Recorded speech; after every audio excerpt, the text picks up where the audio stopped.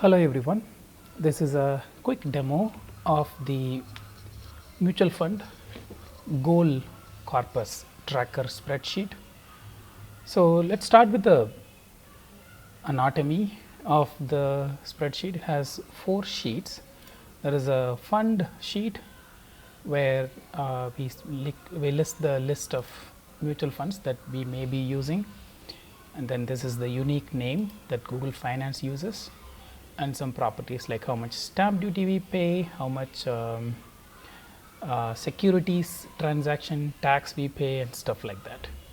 And then there is a sheet where you list all the goals towards which we invest for, we save for using mutual funds. So, there are like some sample goals here, and then the transactions is where the meat of the savings or investing is.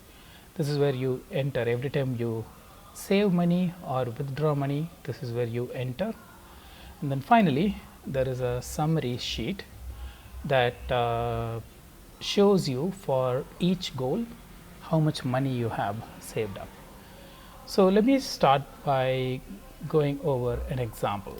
So, here I just recently added a laptop purchase as a goal, and then as soon as you add the new goal, it shows up in the list of goals here. So, for example, if I add something like buy a car or some, then you go to the transactions sheet and you see that the buy a car transaction shows up in the list of goals.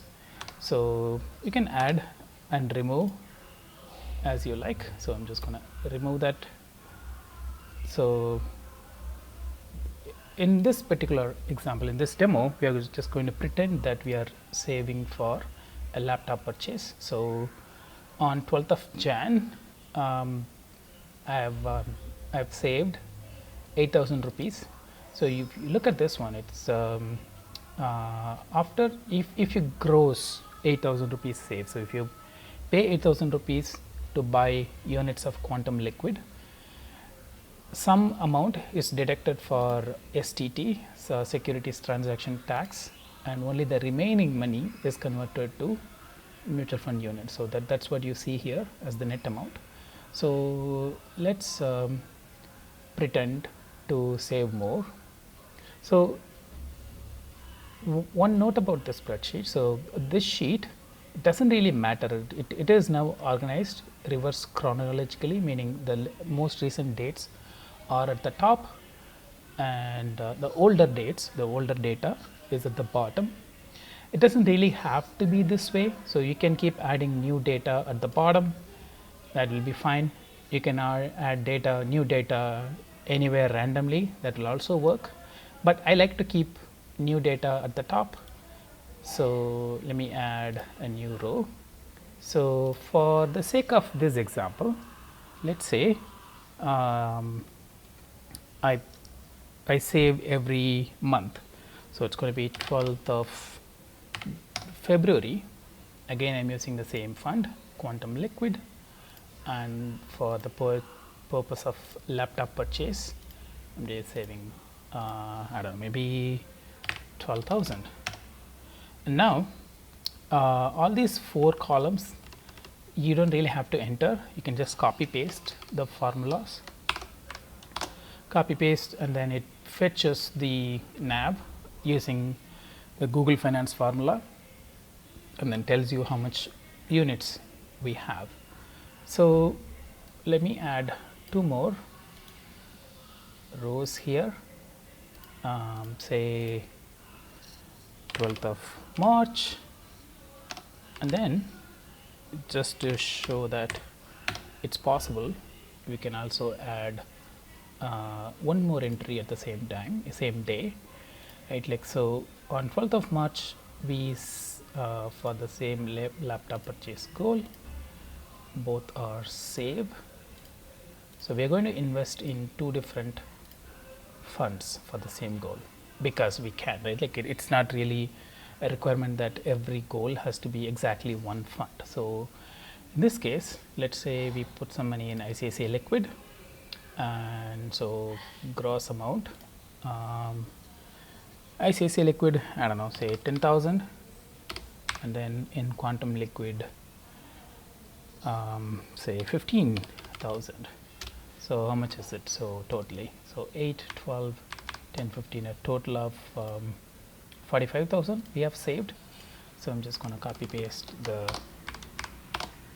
rows so that we get the values calculated. So, now if we go to the summary sheet, you see that for laptop purchase we have 30 units of ICICI Liquid and then 1164 units of Quantum Liquid, right. Like, so then you get the value calculated here. So, this table is a summary of all the transactions here, and they do not actually grow by themselves. You have to copy paste. So, this is again formula. So, you copy the formula, paste it again, and then it calculates the value. Then this one I also like to make it gray so that it does not really attract. So, this number 30 units of ICICI Liquid, it does not really matter. What matters to us is 10,000 rupees and 35,000 rupees in Quantum Liquid. So, that is the more important thing here, right. So, this will give you that, this will tell you that this is how much money you have, and then let us go back to the transaction list, and then let us pretend that we actually bought a laptop, and so the goal is laptop purchase, and then save or draw we actually drew, and the laptop was, let us say 30,000 rupees, right. Like, so here 35. So, I am just going to say 30,000 rupees was the goal for laptop, and this was a draw, and we are drawing from Quantum Liquid. And when was this done? I don't know, say 2nd of April. And then as usual you have to copy the formulas for the new rows, and done. Now, it tells you that 990 units of Quantum Liquid had to be sold if you were to get 30,000 rupees from the investment. Now, if you go back and look at the dashboard, it tells you that for the laptop purchase goal you still have close to 15,000 rupees, 15,378 rupees left. So, now you can use it, or you can just repurpose that to a different goal. Like, for example, if I want to repurpose these, I just have to find out the number of units and then make an entry, either that, or I can just remove this thing altogether and then add new goals. So, I hope you find this spreadsheet useful. Thank you for watching.